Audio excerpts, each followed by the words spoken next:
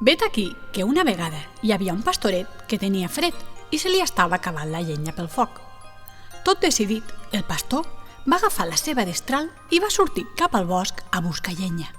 Quan va arribar al bosc va veure un tió molt gran i molt gros. «Oh, un tió! Faré llenya!», va exclamar el pastoret.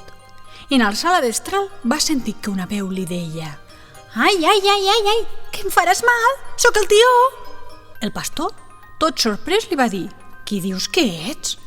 I més sorprès encara va sentir com el tió li deia «Sóc el tió de Nadal».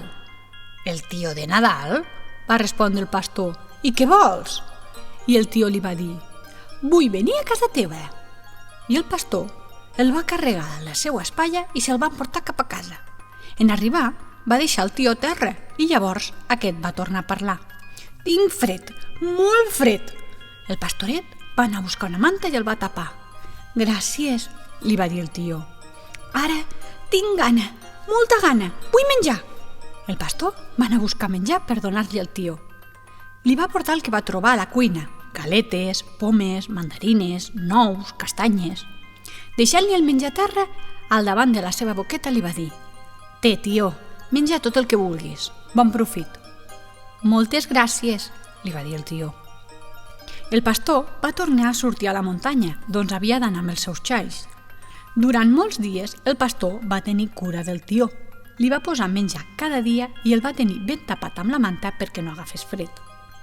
Un dia, el tió li va dir «Com t'has portat tan bé amb mi i m'has cuidat tant, demà et donaré una sorpresa». El pastor se'n va anar a dormir ben content pensant en la sorpresa del tió i de bon matí, quan es va llevar, el va anar a veure i li va dir «Bon dia, tió, gairebé no has menjat avui?»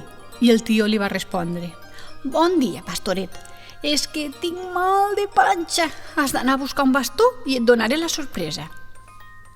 El bon pastor va sortir a buscar el bastó i de passada va convidar els seus amics Esteve i Maria que va trobar-se pel camí. En arribar a casa tots van saludar el tió, però ell no els va contestar, perquè els tions no parlen quan hi ha més gent. Llavors es va adonar que al costat del tió hi havia una carta escrita que deia «Heu de cantar aquesta cançó mentre em piqueu amb el bastó».